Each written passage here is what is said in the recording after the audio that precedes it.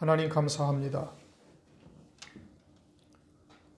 오늘도 베드로후서의 말씀을 통해서 이 마지막 때에 부름받은 자들의 믿음이 어떠해야 하며 어떠한 길을 걸어가야 하는지 우리들에게 나타내심을 감사를 드립니다.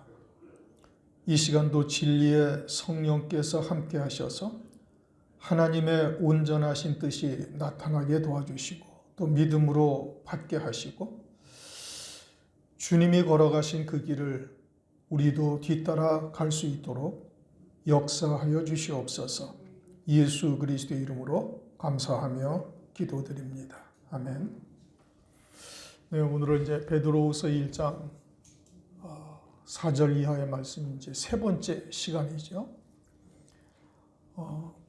지난 한 주간 동안에 우리가 제가 쭉 기도하면서 이 마지막 때 말세 지말에 그리고 이 한 해 2023년을 마무리하는 시점에 이 말씀을 주신 것이 우리의 신앙을 우리가 다 결산해보자, 결산하게 하시는 그러한 말씀이다 이겁니다.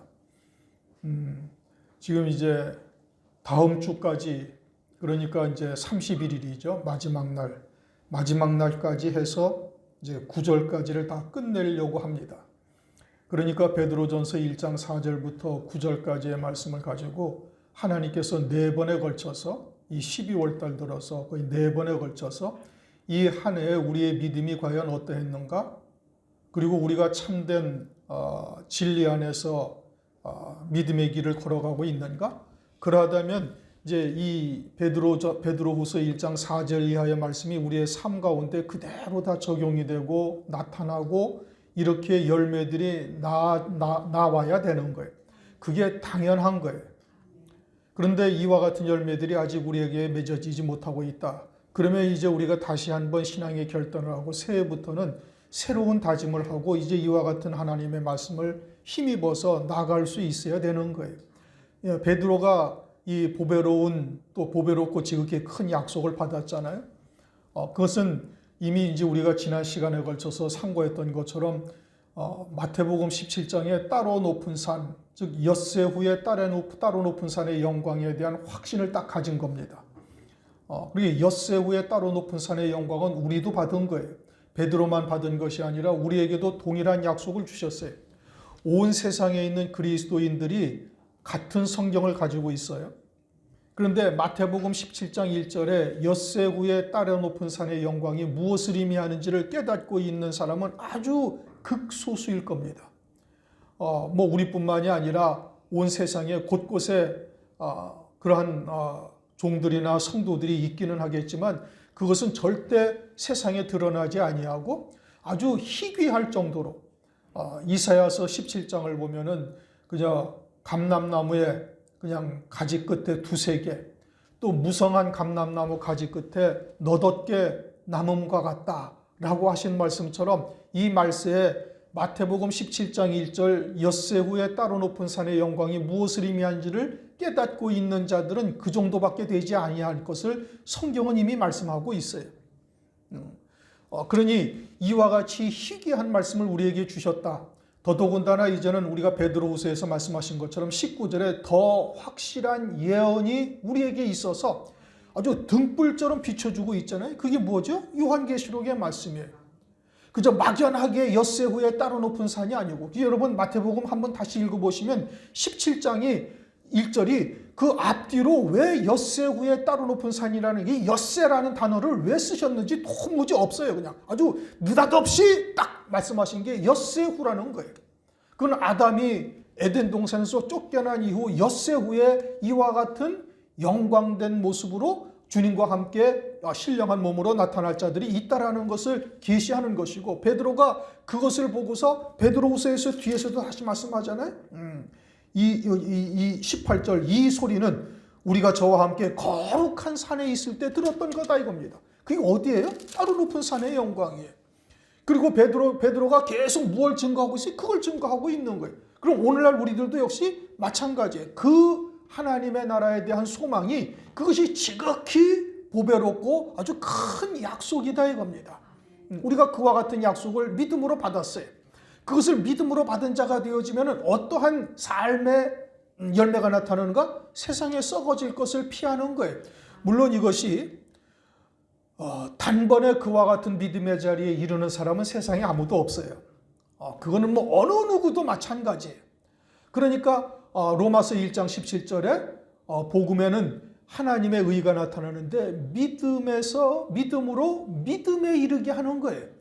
그러니까 예수 그리스도를 믿는 믿음에서 시작해서 이제 종국적으로는 보배롭고 지극히 큰 약속에 이르는 이와 같은 믿음에까지 이르게 되어지고, 그러면 내가 그와 같은 언약의 말씀을 믿음으로 받았다. 그러면 각자의 믿음은 각양각색이지만 각자의 믿음을 따라 세상에 썩어질 것을 피하게 하시는 이와 같은 믿음의 열매들이 맺혀지는 거예요. 여러분들도 그 말씀을 믿음으로 받았으니까 이 자리에 앉아있죠. 그러면 각자가 그와 같은 믿음의 열매들이 삶을 통해서 나타나는 거예요.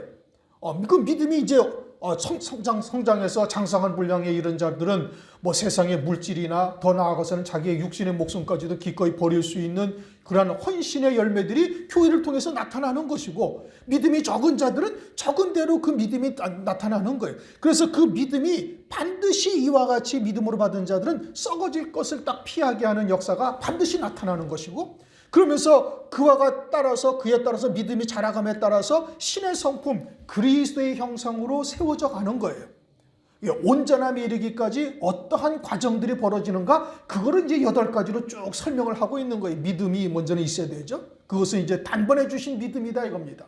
단번에 주신 믿음에서 이와 같은 하나님의 약속의 말씀을 믿는 믿음에까지로 이제는 그 믿음이 딱 자리하는 거예요. 그러니까 보배롭고 지극히 큰 하나님의 약속을 받지 아니하면 절대 세상에서 썩어질 것을 피하는 믿음의 열매가 나타나질 않습니다.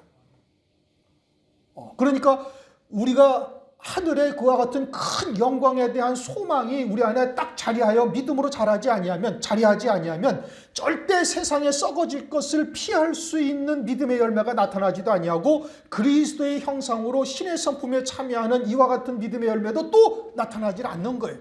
그러니까 내게 이와 같은 하나님의 말씀이 딱 믿음으로 자리하게 되지만 이제 자기 안에 성령께서 우리가 가야 할 길이 무엇인지, 내가 어떠한 믿음의 열매들을 맺어야 할 것인지를 말씀을 통해서 깨닫고 점진적으로 각자의 믿음을 따라 이 발걸음을 조금씩 옮겨나가게 하신다 이겁니다. 하나님께서 이 구원을 이루어 가시는 거예요.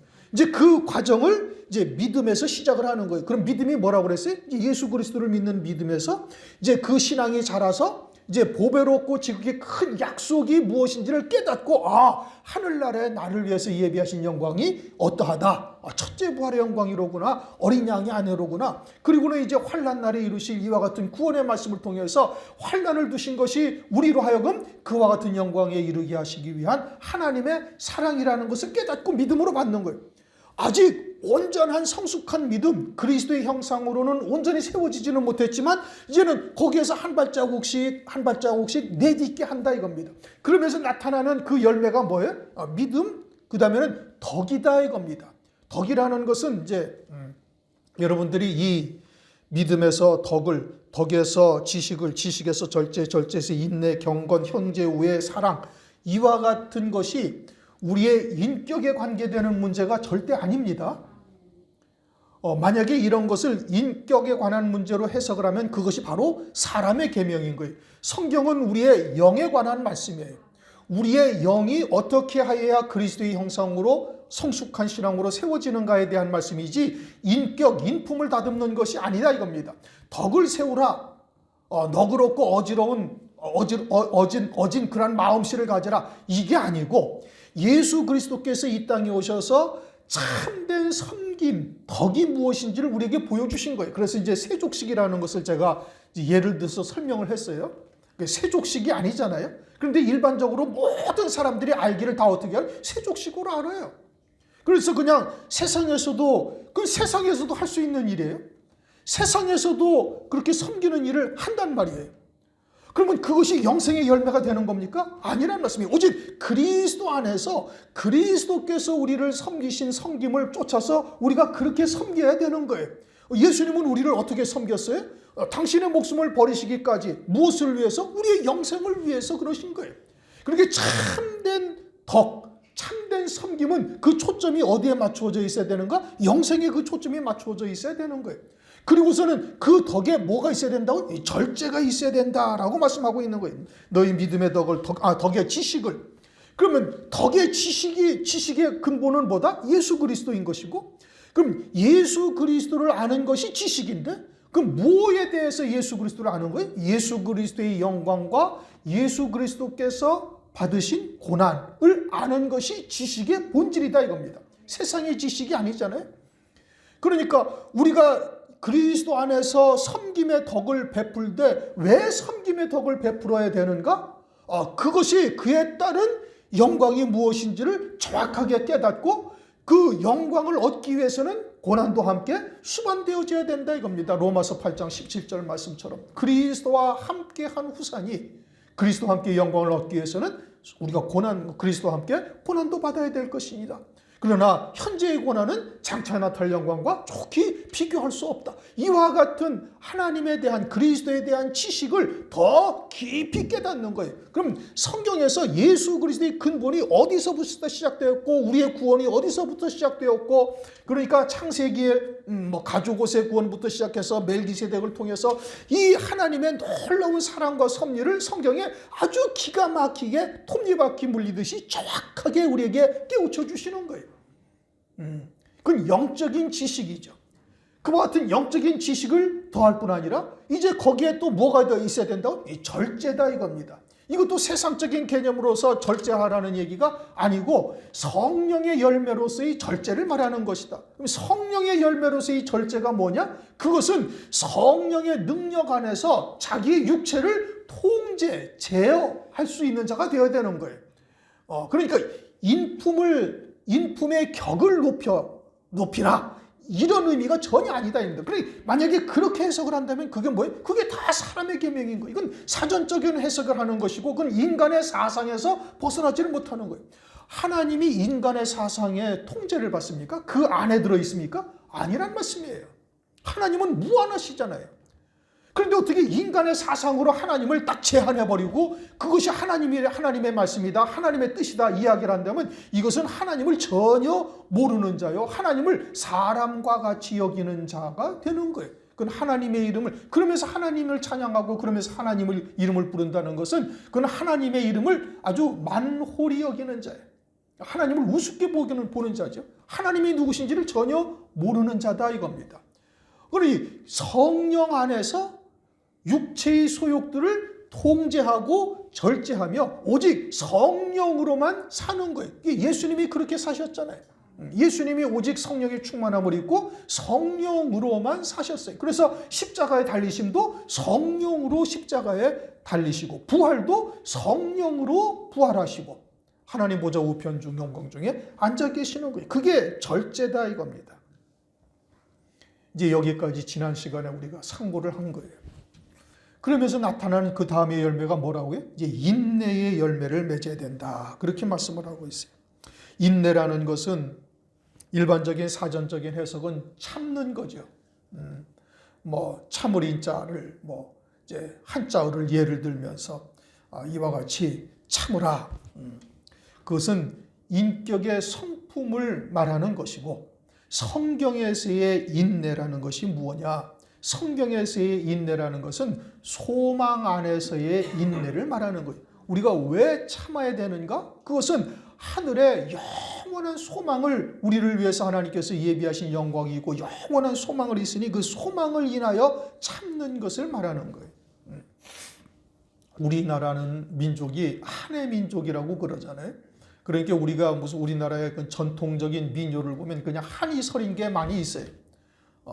그래가지고 이제 화병이라는 것이 이제 우리나라 이제 사람들에게 있다. 이제 그러면서 그 화병이라는 단어가 심지어는 이제는 옥스포드 사전까지 등재가 되어버렸어요. 화병이라는 게. 그래서 이제는 이런 화병 같은 것이 우리에게 만병의 근원이 될 수 있으니까 화가 나면 풀어라. 오늘날 세상은 그렇게 이야기를 합니다. 그래가지고 그런 것을 참지 말고 풀어야 병도 안 생기고 정신 건강에 유익하다. 그렇게 이제 화병이라는 것이 있다라고 그러죠. 참다가 보니 이제 이와 같이 이제 화병이 생긴 거예요. 예전에는 결혼을 하면은 이제 시집을 가는 거죠. 그러니까 며느리들은 뭐 3년 동안 벙어리, 3년 동안 귀머거리, 3년 동안 봉사가 되어야 된다. 그러니까 무조건 참으라는 것이죠. 이제 그러다 보니까 이제 막 그냥 며느리들이 한이 서려가지고서 이제 여러 가지 화병이 도졌다, 뭐 어쩌고 저쩌고 뭐 그렇게 얘기를 합니다만, 이제 오늘날은 이와 같은 것을 이제 별로 그렇게 좋은 일이라고 생각지 않는 거예요. 각자 화가 나면 적당하게 화를 풀고 이제 그렇게 이제 살으려고 얘기를 하죠. 그런데 이와 같이 인내하라는 것은 성경에서의 인내는 이처럼 소망으로 말미암는 인내. 로마서 5장 3절 이하에 보면 환난은 인내를, 인내는 연단을, 연단은 결국 소망을 이루게 한다. 그러면서 우리에게는 어떤 소망이 있어요? 하늘의 영광, 하늘의 따로 높은 산의 영광이 있으니 그에 대한 소망으로 인하여 참으라. 그렇게 말씀하셔요. 요한복음 16장 33절을 보면 예수님께서 내가 세상을 이겼다. 그렇게 말씀하셔요. 그래서 너희들도 내 안에 있는 자가 되어지면 너희들도 능히 나로 말미암아 세상을 이기는 자가 된다. 그러니 너희들도 평안을 가지라. 그렇게 말씀해요. 그럼 주님은 어떻게 세상을 이기셨는가? 그것을 히브리서 12장 2절에 말씀하시기를 그 앞에 있는 믿음의 주요 또 온전케 하시는 이인 예수를 바라보자. 저는 그 앞에 있는 즐거움을 인하여 십자가를 참으사 부끄러움을 개의치 아니하시더니 하나님 보좌 우편 영광 중에 앉으셨다. 이게 무엇을 바라보고 참으셨어요? 그 앞에 있는 즐거움. 그것을 요한복음 17장 5절에서는 창세전에 아버지와 함께 누리던 영화를 말씀하고 있어요. 그러니까 아버지와 함께 누리던 그 영화를 생각하고 십자가를 참으셨다라고 말씀하시는 거예요. 그러니 그리스도는 모든 그리스도인의 대표요. 그리스도인들이 걸어가야 할 신앙의 길을 앞서 걸어가시면서 우리에게 보여주신 거예요. 그럼 우리가 어떻게 십자가의 고난 또는 세상의 모든 육신의 정욕, 안목의 정욕, 기타 등등 모든 것을 어떻게 참고 이겨나갈 수가 있는가? 그 앞에 있는 즐거움을 위하여 십자가를 참으신 주님과 같이 참을 수 있다 이겁니다. 그것으로 인해서 참는 거예요. 개인적인 고난도 다 있죠. 또 장차는 적그리스도의 환란이 있는데 이는 창세 이래 없던 환란이라고 말씀하시며 이 환란을 다 겪어야만 되는 거예요. 온 세상의 교회는. 그런데 그와 같은 적그리스도의 환란을 우리가 어떻게 이길 수가 있는가? 이것은 그 앞에 있는 즐거움, 즉 하늘의 소망을 인하여 인내하게 하시고 그리스도 안에서 이길 수 있도록 은혜를 베풀어 주신다 이겁니다. 골로새서 1장 11절 그 영광의 힘을 쫓아 모든 능력으로 능하게 하시며 기쁨으로 모든 견딤과 오래 참음에 이르게 하시고 무엇으로 인해서? 그 영광의 힘으로 인해서 그것이 모든 것을 다 이기게 하신다 이겁니다. 주님도 그것으로 말미암아 능히 이기셨고 우리들도 그것으로 말미암아 능히 이기는 자가 될 수 있음을 말씀하고 있는 겁니다. 그리고 우리의 믿음의 조상들도 다 그 영광을 바라보고 간 거예요. 성령 시대 최초의 순교자인 스데반 집사가 무엇을 보고 이겨요? 하늘의 영광을 보고 이기는 거예요. 하나님 보좌에서 하나님께서 벌떡 일어나셔가지고 그 스데반 집사가 순교하는 그 순간에 예비된 영광이 무엇인지를 보여주며 스데반 집사가 돌로 치는 유대인들이 하나도 원망스럽지 아니하고 도리어 그들을 불쌍히 여기며 그들을 위해서 기도하잖아요. 우리 같으면 우리의 인성으로서는 어떻게 해야 돼? 그냥 이빨을 갈 텐데 그러지 아니하고 도리어 그들을 불쌍히 여기면서 하나님의 자녀로서 하나님을 대적하는 자리에 쓴 그들을 긍휼히 여길 수 있는 마음까지 가지는 자가 되는 겁니다. 그러니 이것은 세상에서 참으라라는 것과는 전혀 다른 의미다 이겁니다. 영에 관한 말씀이요. 이것은 그리스도 안에서의 인내가 무엇인지를 말씀하고 있는 거예요. 그러니까 절제의 인내를 그 다음에 인내에 뭐가 있어요? 이제 경건을 더하라 이렇게 말씀하셔요. 이 경건이라는 것이 쉬운 얘기가 절대 아닙니다. 야고보서 1장 27절 야고보서 1장 27절 하나님 아버지 앞에서 정결하고 더러움이 없는 경건은 곧 고아와 과부를 그 환난 중에 돌아보고 또 자기를 지켜 새 속에 물들지 아니하는 이것이니라. 이게 경건이라는 것이 무엇이냐를 아주 딱 정의를 내렸는데 야고보서 1장 27절에 정결하고 더러움이 없는 것이 경건이라는 거예요. 그러니까 하나님의 말씀이 순결하잖아요. 하나님의 말씀이 순결하니 하나님의 말씀에 붙들려 오직 믿음으로 사는 삶이 경건이에요. 그것이 하나님 앞에 더러움이 없고 아주 정결한 삶이 되는 거예요. 그렇게 되어져서 고아와 과부를 돌아보고 새 속에 물들지 않는다 이겁니다. 그것이 경건이다 이렇게 말씀을 하시는 거예요. 일반적으로 고아와 과부를 돌아본다. 이제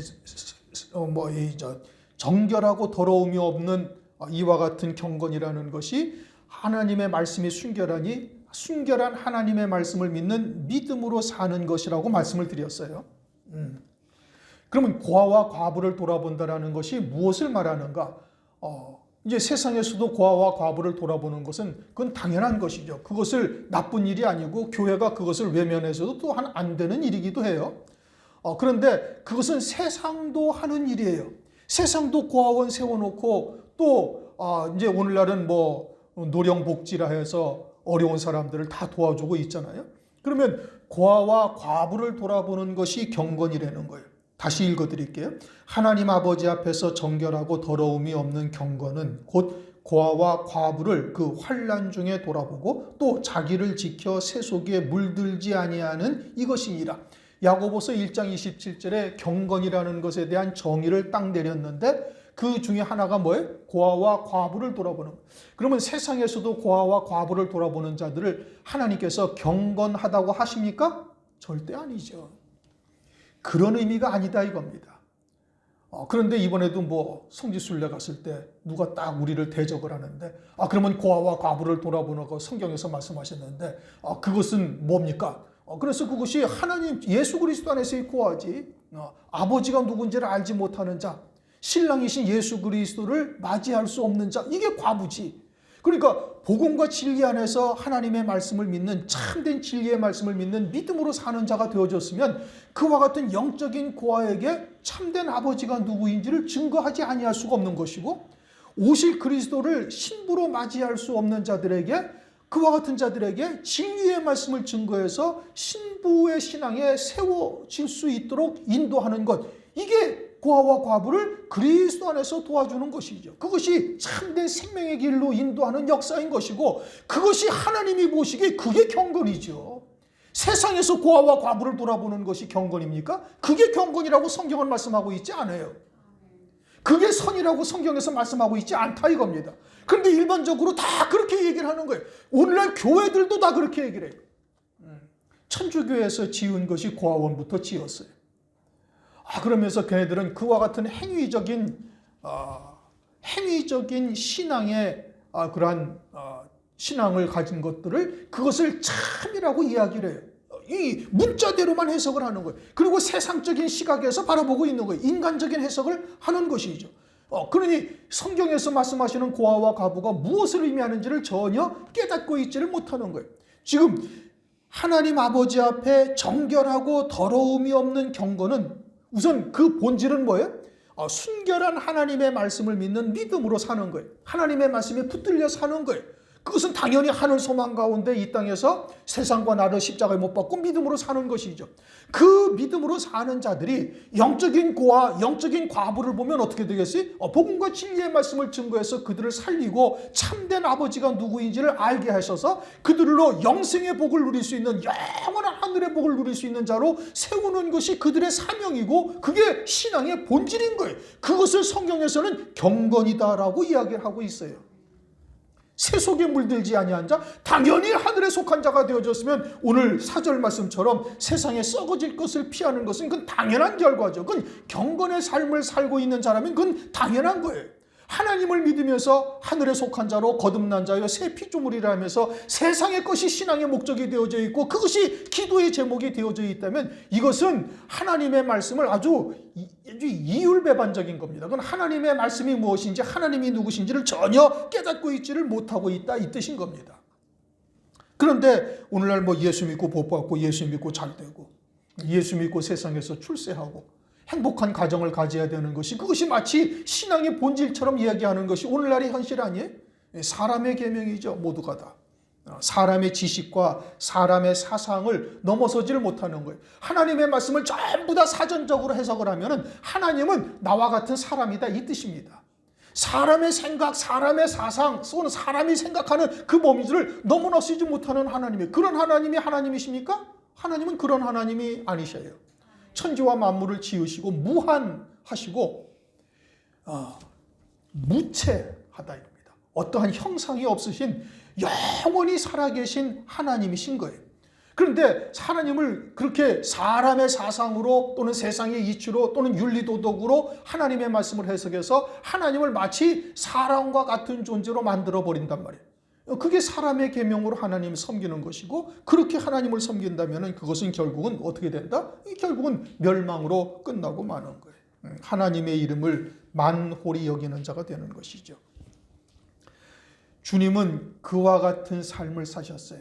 그래서 경건이라는 것을 주님이 친히 이제 디모데전서 3장 16절에 그 삶을 이렇게 말씀하셔요. 그도다 경건의 비밀이여 그렇지 않다 하는 이 없도다. 그는 육신으로 나타난 바 되시고 영으로 의롭다 하심을 입으시고. 그러니까 육체로 이 땅에 오셨지만은 오직 무엇으로 사셨어요? 영으로 사셨다 이겁니다. 그것이 경건이라는 거예요. 그런데 그러한 주님을 유대인들이 어떻게 했어요? 십자가에 하나님의 이름으로 못 박아 죽여버린 거예요. 주님은 이 땅에서 경건을 이루셨는데 온전한 경건, 참된 경건이 무엇인지를 그 자기 백성들에게 다 보여주셨는데, 그런데 자기 백성들은 하나님의 이름으로 예수 그리스도를 십자가에 못 박아 죽이는 거예요. 디모데후서 3장 12절 무릇 그리스도 예수 안에서 경건하게 살고자 하는 자는 핍박을 받으리라. 우리가 참된 경건의 삶을 살게 되어지면 하나님의 백성들 가운데 사람의 계명으로 또는 육에 속하고 세상에 속한 자들에게 핍박을 받는 것이 당연하다, 이 뜻인 겁니다. 만약에 그와 같은 핍박이 내게 하나도 있지 않다, 그것은 내가 아직 온전한 경건의 삶을 살고 있지 않다라는 뜻이에요. 세상과 적당하게 타협하고 어울리고 있으니까 그들로부터 외면당하지 아니하고 그들로부터 비웃음 당하지 아니하고 핍박당하지 아니하는 거예요. 아무 얘기도 하지 아니하고 아무런 행동도 나타나질 아니하니까 자기들과 같다라고 그들도 생각을 하고 있다, 이 뜻인 겁니다. 우리가 참으로 하나님의 말씀을 믿고 그와 같이 하나님의 말씀에 붙들려서 믿음의 삶을 산다면 세상과 완전히 구별되어진 자라는 것을 그들도 그냥 딱 알아요. 영이 다르다라는 것을 그들도 뭐 구체적으로 영이 다르다 이렇게까지 그들이 알지는 못하지만 무언가 자기들과 다르다는 말씀입니다. 세상에 속하지 아니하고 세상과 구별되어져 살고 있는 것이 보기에 우습게 여기고 조롱거리가 되고 비웃음 사고 그리고는 외면하고 왕따 당하고 이와 같은 것이 당연한 거예요. 그런데 아직 우리의 삶에서 그와 같은 것이 나타나지 아니하고 적당하게 세상 사람들과 여전히 잘 어울리고 있고 내 생각에도 그들과 크게 다르지 아니하고 뭐 좋은 게 아닌가라는 생각을 하고 있다면 나는 아직 그러한 믿음의 삶에 들어서 있지 못하다, 이런 뜻인 겁니다. 예수님은 이 땅에서 오셔서 오직 경건을 이루신 결과가 뭐냐? 유대인들에게 십자가에 못 박혀 죽임당하신 것이고, 디모데후서 3장 12절에도 무릇 그리스도 예수 안에서도 경건하게 살고자 하는 자는 핍박을 받을 수도 있고 아니 받을 수도 있다. 이게 아니고 핍박을 받으리라. 그냥 딱 단언을 하신 거예요. 그러므로 우리가 지금 이와 같이 온전한 믿음으로 발걸음을 옮기고 있는가? 그러면 주변에 있는 다른 그리스도인들로부터 이와 같은 열매들이 반드시 나타나는 거예요. 그걸 빌립보서 1장에서는 그것이 저들에게는 사망에 이르는 증거요 우리에게는 구원의 증거다라고 말씀하고 있는 겁니다. 이 말씀을 들어도 믿음으로 온전히 하나 되지 아니하였으면 적당하게 세상과 어울립니다. 저는 많이 봤죠. 지나간 사람들도 있었고 그렇게 되어지면 절대 세상으로부터 핍박당하지 아니하고 외면당하지 아니하고 아주 예수를 믿으면서도 참 넓다라는 이제 뭐 마음의 그런 폭이 넓다라는 칭찬을 들을 수 있을지는 모르지만 하나님으로부터는 그 외면당하는 자입니다. 나는 너를 모른다라고 외면하는 자예요. 우리의 신앙이 장차 환난 날에 이제 예수의 증거와 하나님의 말씀을 인하여 목배임 받을 것을 위해서 달려가고 있잖아요. 그러면 그러한 신앙의 열매가 이 은혜 시대에도 나타나야 되는 거예요. 어린 양의 생명책에 우리의 이름이 농명될 자요 또 되어 있다라면 반드시 그와 같은 믿음의 열매들이 우리의 삶 가운데 나타나져야 되는 겁니다. 그것이 아니라면은 그냥 지식으로 듣고 있는 거예요. 그리고 지식으로 듣던 사람들은 책만 조금만 하면 그냥 다 떨어져 나가는 거예요. 근데 듣지 못해요. 왜요? 자기로 듣고 있으니까. 영으로 듣고 믿음으로 받는 것이 아니라 자기 육체로 듣고 있고 인격으로 듣고 있으니까 인격이 손상되니까 그건 자기가 죽어야 되는 거거든요. 자기가 죽지 아니하고 자기로 듣고 앉아 있으니까 듣지를 못하는 거예요. 체면이 말이 아니다 이거죠. 그러니까 나가게 되는 겁니다. 그러한 경건 다음에 뭐가 있어요? 이제 형제 우애다. 이제 경건이라는 단어를 제대로 깨닫고 있으면 이거는 아주 쉽죠. 그런데 이제 과연 이와 같은 열매가 우리의 삶 가운데 맺혀지고 있는가 하는 것은 별개의 문제예요. 성경에서의 형제는 누가 형제예요? 주님은 마태복음 12장 50절에 뭐라고 말씀하세요? 아버지의 뜻대로 하는 자가 내 형제요 자매요 모친이라. 주님께서 이제 제자들에게 하나님의 말씀을 증거할 때 예수님의 모친과 동생들이 밖에 왔죠. 그러니까 어떤 한 제자가 주님 밖에 당신의 모친과 동생들이 찾으러 왔습니다. 그러니까 주님께 누가 내 모친이요 내 형제요 자매요 동생들이냐? 아버지 뜻대로 하는 자가 내 형제요 자매요 모친이다. 이게 성령 안에서 오직 하나님의 뜻을 이루고자 말씀에 붙들려 사는 주님이시고 그 주님에게는 누가 참 형제예요? 하나님의 뜻대로 행하는 자가 참 형제요 자매요 모친이다. 그러면 육신의 관계를 다 부정하라는 얘기냐? 가정을 다 깨뜨려 버리고 전부 다 교회 안에서 다 같이 그냥 공동체 생활을 하라는 그런 얘기가 아니다 이겁니다. 여러분들이 과연 목사나 우리 같은 하나님의 말씀을 듣고 가는 형제들을 자기의 가족보다 우선에 두고 있느냐 아니냐? 이제 참 어려운 결정이죠. 이와 같이 자기의 형제가 혈육의 형제나 가족이 교회의 식구들보다 또는 목사와의 관계보다 우선이 되어져 있다면 아직 육에 속한 거예요. 형제가 무엇인지를 제대로 깨닫고 믿음으로 받고 있지 못하다 이 뜻인 겁니다. 여러분들은 부부지간보다도 목사와의 관계가 더 우선돼야 돼요. 더 아주 확고해 있어야 되는 겁니다. 왜요? 이제 장차 우리가 육체의 장막을 벗고 우리의 영이 하나님 나라에 이르게 되어지면 이 말씀을 쫓아 믿음으로 하나 된 자들은 저와 함께 한 자리에서 영원히 세세토록 동일한 영광을 누리며 함께 있는 자가 되는 거예요. 그게 참 형제요 자매요 모친이다 이겁니다. 그러면 내가 지금 새 피조물이 되어져 있어서 이와 같은 과정을 거쳐서 형제 우애까지 우리가 이르렀다면 누가 나의 참 형제고 우리 되어져 있는가? 그 육신의 형제와 육신의 관계와 영적인 관계에 있어서 충돌이 생길 때 여러분들은 어디를 선택할 것인가의 문제인 겁니다. 그래서 영적인 관계가 우선이 되어져서 그쪽을 택한다면은 그러면 여러분들은 지금 새 피조물로 사시는 것이고 그렇지 아니하고 여전히 육신의 관계가 내 삶에 있어서는 훨씬 더 우선이요 그것이 더 아주 내겐 더 비중이 있다란다면 나는 아직 육에 속한 자로서 벗어나고 있지를 못하다 이런 뜻인 겁니다. 우선은 형제가 무엇인지를 정확하게 정의를 내리시되 예수 그리스도 안에서의 형제요 자매요 모친이 누군가를 정확하게 알아야 되는 것이고 그들에게 어떻게 하라는 거예요? 우애를 보이라 이런 뜻인 겁니다. 그러면 그와 같은 우애를 보인다라는 것이 뭐냐? 히브리서 10장 24절 서로 돌아봐 사랑과 선행을 격려하며 모이기를 패하는 어떤 사람들의 습관과 같이 하지 말고 오직 권하여 그날이 가까움을 볼수록 더욱 그리하자. 어떻게 하라고요? 서로 돌아보라는 거예요. 혹여나 무엇이 잘못되어져 있는지 혹은 참 어떠한 열매들을 맺고 있는지 그래서 사랑과 선행을 격려하고 또 모이기를 패하는 어떤 사람들의 습관과 같이 하지 말고, 그렇게 자주 모이라는 얘기고, 권하여 그날이 가까움을 볼수록 더욱 그리하라. 이미 말씀드린 것처럼 우리는 우리의 표대가 어디에 있어요? 첫째 부활의 영광이요 새 예루살렘 성에 우리의 신앙의 표대가 거기에 있고, 우리는 장차 있게 되어질 환난 날에 함께 순교할 동지들이에요. 그러면은 서로 격려하고 위로하고, 그리고 자주 모여 면대하면서 서로에게 위로가 되어질 수가 있죠. 같이 예배를 드리며 한 진리 안에서 서로 결속되어져 가고, 그리고 하나님의 성령 안에서 우리가 하나로 뭉쳐져 나아갈 때 더 큰 힘을 우리가 얻을 수가 있으니, 그렇게 위로하고 서로 격려하고, 또 때로는 형제들이 마귀의 시험이나 마귀의 역할한 역사 권세에 눌려서 시험에 들거나 실족할 수도 있어요. 그러니 그와 같은 것을 보게 되어지면 어떻게 해? 그러면 아주 사랑으로 격려하며 아주 굳게 세울 수 있는 자가 되어져야 되는 거예요. 그냥 너는 너 갈 길 가고 나는 나 갈 길 가면 된다, 이렇게 얘기한다면 그건 형제 우애가 전혀 없는 것이죠.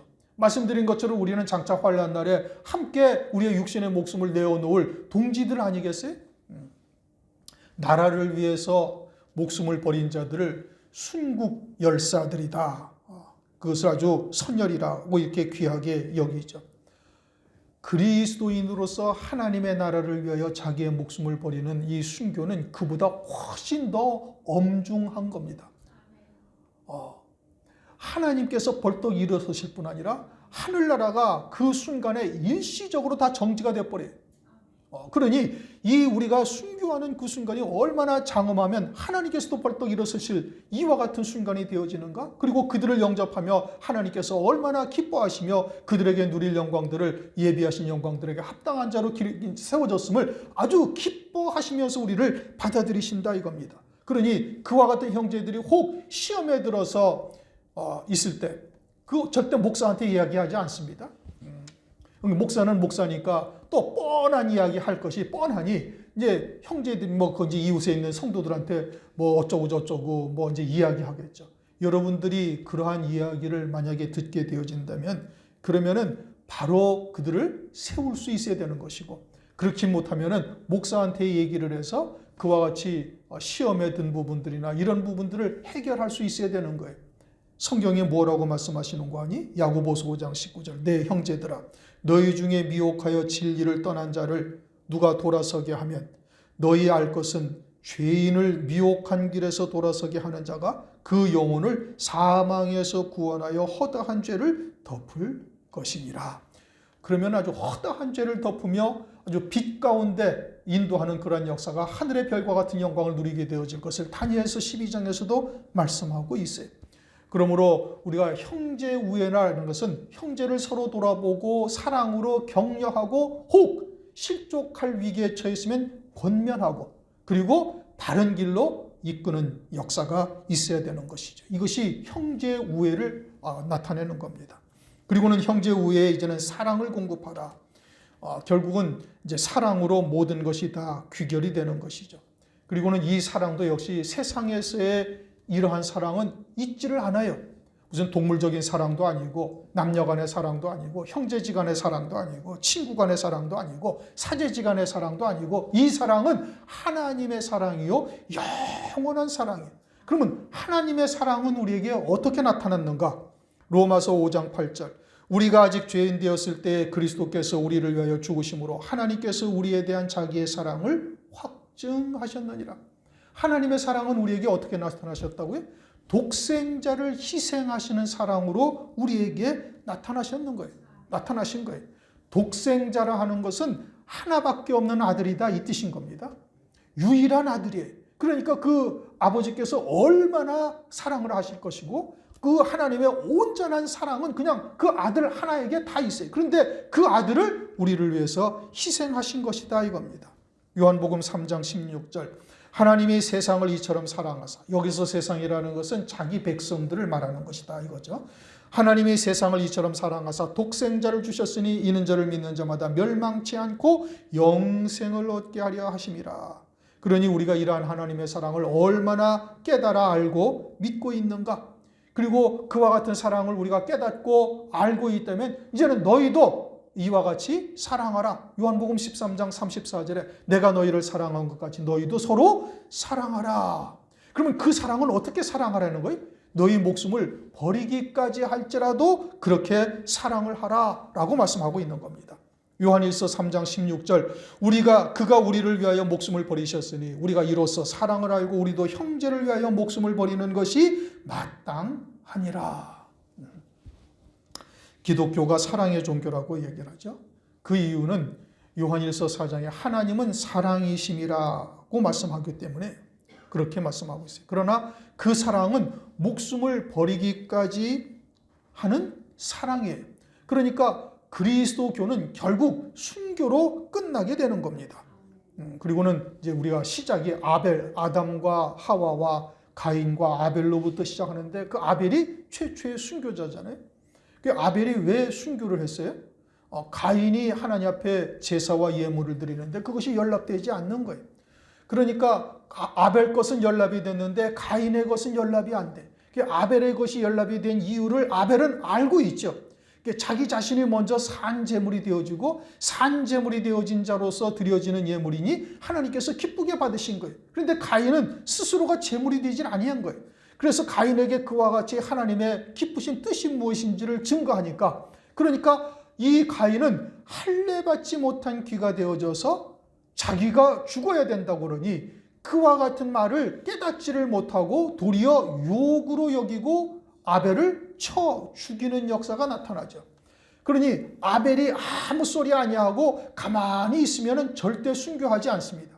그런데 하나님의 사랑이 넘쳐서 그 사랑으로 가인도 온전한 자리에 이르게 하기 위해서 그 진리가 무엇인지를 그에게 증거하게 되어지니 그 진리의 말씀으로 인하여 죽임을 당하게 된 것이죠. 그래서 최초의 순교자가 된 겁니다. 우리도 아무 말 하지 않으면 핍박받지도 않아요. 세상과 별반 다르지 않게 행동하면 그들로부터 외면당하지 않아요. 왕따당하지 않아요. 그러나 진리가 무엇인지 참이 무엇인지 알고 있으니 입을 열어 증거하게 되어지면 그들로부터 외면당하고 때로는 핍박과 미움과 조롱을 당하고 그러다가 결국은 어떻게? 결국은 환난 날에 죽임당하게 되어지는 것이죠. 이와 같은 사랑에까지 우리의 믿음의 열매가 맺혀져야 될 것을 말씀하고 있어요. 이것은 신앙이 성숙되어져서 자라감으로써 나타나는 믿음의 열매인 겁니다. 우리의 믿음이 지금 어디에까지 이르렀는가? 그리스도의 형상에 온전하게 이르렀으면 이와 같은 사랑으로 증거할 수 있는 자가 되어지고 육신의 목숨도 마다하지 아니하고 버릴 권세로 버릴 수 있는 자의 자리에까지 이룰 수 있는 거예요. 우리의 믿음이 어디에까지 이르렀는지 우리 스스로를 잘 돌아볼 수 있어야 되겠어요. 이제는 말세지 말이죠. 우리가 여러 가지의 상황을 통해서 이미 주의 재림이 심히 가깝다라는 것을 우리가 알 수 있어요. 이럴 때 우리가 어떻게 해야 되는가? 이제 피차에 뜨겁게 사랑하라. 베드로전서 1장 22절. 마음으로 뜨겁게 피차 사랑하라. 결국은 사랑의 열매까지 우리에게 맺혀질 수 있어야 온전한 그리스도의 형상으로 회복되어지고 세워진 것임을 말씀하고 있는 겁니다. 오늘은 7절 사랑까지 우리가 말씀을 상고했습니다. 지금 4절부터 쭉 말씀하시는 내용들을 여러분들이 집에 돌아가셔서 다시 한 번씩 들어보시고 그리고 깊이 마음에 새기시고 한 해를 마무리하실 뿐 아니라 이제 다가오는 한 해에 이와 같은 믿음의 열매들이 우리의 삶 가운데 넉넉히 맺힐 수 있는 자가 될 수 있기를 위해서 결단하시고 기도하시고 하나님 앞에 나아갈 수 있기를 주님의 이름으로 축원합니다. 기도하겠습니다. 하나님 아버지 감사합니다. 오늘도 베드로후서 1장 4절 이하의 말씀을 통해서 이 한 해를 돌아보고 결산하며 우리의 믿음의 현 주소가 어디이든지 또 어떻게 우리가 앞으로 나아가야 할 것인지 깨닫게 하시고 인도하심을 감사를 드립니다.